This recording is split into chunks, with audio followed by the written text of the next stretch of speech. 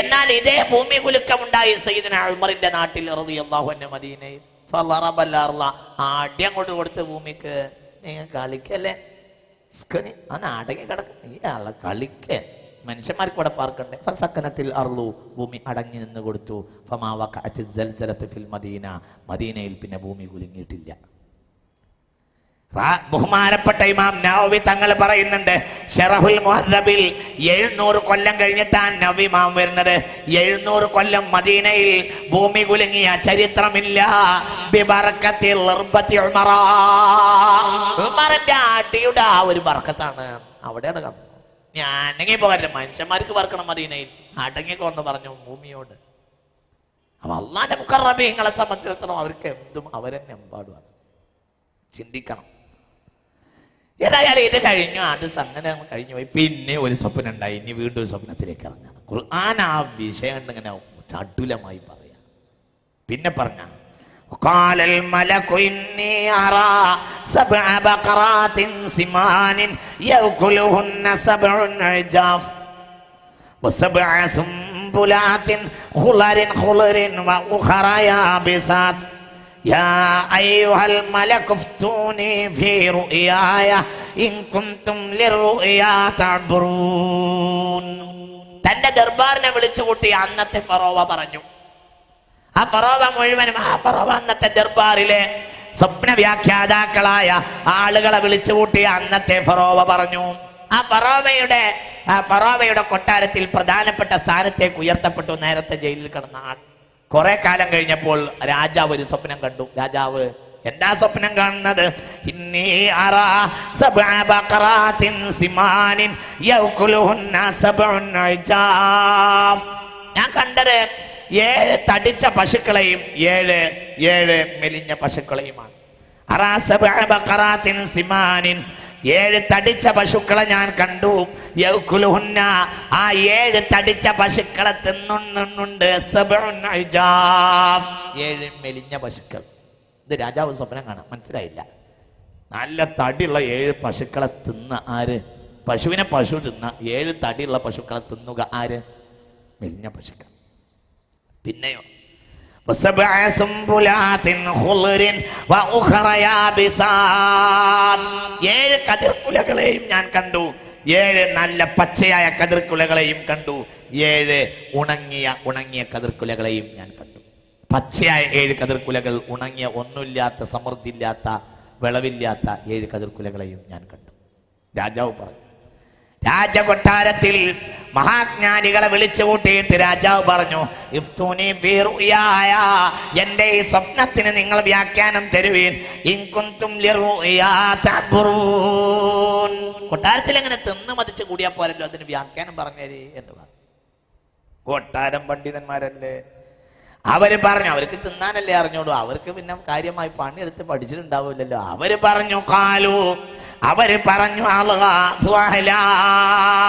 ഇത് പേക്കിനാവാണ്, ഇതിനൊന്നും അത്ര വലിയ കഥ ഇല്ല എന്ന്. ഇത് പേക്കിനാവാണ്, അതിനൊന്നും.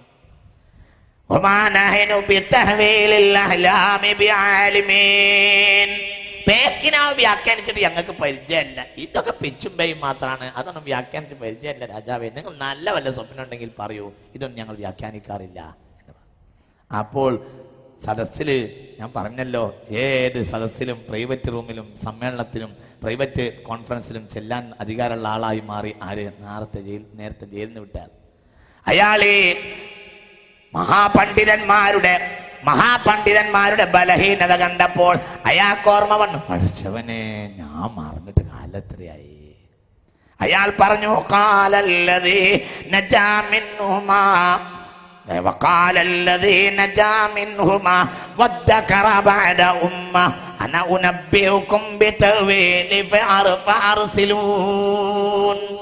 അയാൾക്ക് ഓർമ്മ വന്നു, വഖാലല്ലദീ നജാ മിൻഹുമാ വദ്ദകറ ബഅദ ഉമ്മ. കുറെ കാലം കഴിഞ്ഞിട്ട് അയാൾക്ക് ഓർമ്മ വന്നു, പഠിച്ചവനെ. അപ്പോൾ പറഞ്ഞു, ആന ഉനബ്ബിഉകും ബിതവീലി, ഇതിന്റെ വ്യാഖ്യാനം ഞാൻ ഉടനെ കൊണ്ടുവരാം. ഫഅർസിലൂൻ, എന്നെ പെട്ടെന്ന് ജയിലിലേക്ക് പറഞ്ഞേക്കൂ. അവിടെ ഒരാളുണ്ട്. പിന്നെ പാഞ്ഞു വരിക ജയിലിലേക്ക്. ആ വരുന്ന വരവ് തന്നെ ഭയങ്കര രസമാണ്.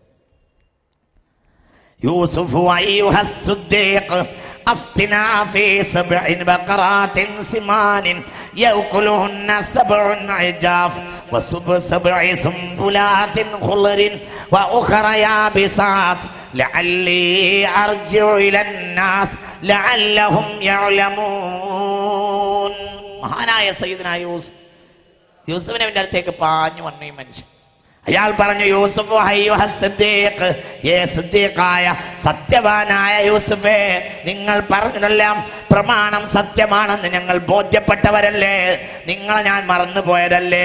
അഫ്തിന, ഒരു ഫത്വ പറഞ്ഞു തരൂ. ഫീ സബ്ഇ ബഖറാത്തിൻ സിമാൻ, തടിച്ചു കൊഴുത്ത 7 പശുക്കൾ, യഅകുലുഹുന്ന സബ്ഉൻ ഇജാഫുൻ, ആ മെലിഞ്ഞ പശുക്കൾ തിന്നുന്ന അവരുടെ കാര്യത്തിലും, തടിച്ച പശുക്കളെ 7 പശുക്കൾ മെലിഞ്ഞവ തിന്നുന്നു എന്ന വിഷയത്തിലും,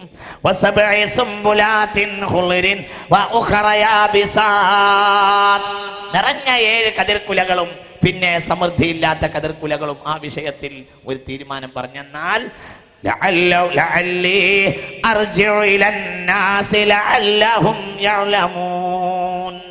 ജനം പറഞ്ഞോട്ട ജനങ്ങൾക്ക് അത് മനസ്സിലാക്കാമല്ലോ. ഞങ്ങളെ രാജാവ് വലിയ വിഷമത്തിലായതാണ്. എത്രയും പെട്ടെന്ന് ചിന്തിക്കാം.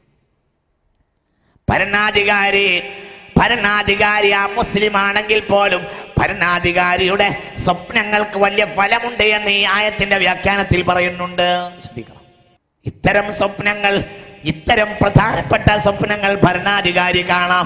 ആ ഭരണാധികാരി അമുസ്ലിം ആണെങ്കിൽ പോലും, മുശ്രിക്കാണെങ്കിൽ പോലും, കാഫിറാണെങ്കിൽ പോലും, ലോകം കണ്ട ഏറ്റവും വലിയ കാഫിറുകൾ ഒരാളാണല്ലോ ആര്? ഈ ഭരണാധികാരി ഫറോവ ലഅനത്തുല്ലാഹി അലൈഹി. ഇത് മൂസ നബിയുടെ കാലത്തെ ഫറോവയല്ല, വേറെ ഫറോവയാണ്. മനസ്സിലാവണില്ലേ പറഞ്ഞു? പക്ഷെ ആളും ആരെന്നെയാണ്? തനിക്ക് ജനങ്ങളെ കൊണ്ട് സുജൂദ് ചെയ്യിപ്പിക്കുന്ന ആളായിരുന്നു ആ ഫറോവയും. മനസ്സിലാവണില്ലേ പറഞ്ഞത്?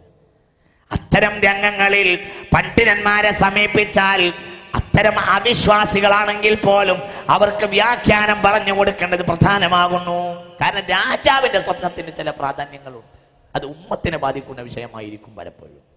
അല്ലാഹു സുബ്ഹാനഹു വ തആല അത് അമുസ്ലിം ആണെങ്കിൽ പോലും അതൊക്കെ കാണിച്ചു കൊടുക്കാം എന്ന് ഈ ആയത്തിന്റെ വ്യാഖ്യാനത്തിൽ മുഫസ്സിരീങ്ങൾ പറയുന്നുണ്ട്. അതിനെ വ്യാഖ്യാനിച്ചു കൊടുക്കുകയും വേണം. ഖാല, സയ്യിദുനാ യൂസുഫ് പറഞ്ഞു, തസ്റഊന സബ്അ സിനീന ദഅബൻ മിമ്മാ ഹസത്തും ഫദറൂഹു ഫീ സുംബുലിഹി ഇല്ലാ ഖലീലൻ മിമ്മാ തഅകുലൂൻ ثم يأتي من بعد ذلك 7 شداد يأكلن ما قدمتم لهن إلا قليلا مما تحسنون. ഇതിന്റെ വ്യാഖ്യാനം നിങ്ങൾക്ക് സമൃദ്ധിയുടെ 7 വർഷങ്ങൾ ഉണ്ടാവുകയും പിന്നെ ക്ഷാമത്തിന്റെ 7 വർഷങ്ങൾ വരികയും ചെയ്യലാണെന്ന് സയ്യിദുനാ യൂസുഫ് പറഞ്ഞു. നിങ്ങൾ കൃഷി ചെയ്യണം. പതിവായി കൃത്യമായി 7 വർഷം നിങ്ങൾ കൃഷി ചെയ്യണം. എന്നിട്ട് നിങ്ങൾ അതിൽ നിന്ന് കൊയ്തെടുക്കുന്നത് അതിന്റെ കതിരിൽ തന്നെ നിങ്ങൾ ഉപേക്ഷിക്കുകയും വേണം. കുറെ കാലം നിങ്ങൾക്ക് തിന്നാനുള്ളതാണ്. ആ ധാന്യം നശിച്ചു പോകാൻ പാടില്ല. കതിരിൽ തന്നെ അതിനെ നിങ്ങൾ ഉപേക്ഷിക്കുക. ഇല്ലാ ഖലീലം മിമ്മാ തഅകുലൂൻ, നിങ്ങൾക്ക് തിന്നാനുള്ള അത്യാവശ്യം എടുക്കുക, ബാക്കി നിങ്ങൾ കതിരിൽ ഉപേക്ഷിക്കണമെന്ന് മഹാനായ സയ്യിദുനാ യൂസുഫ്.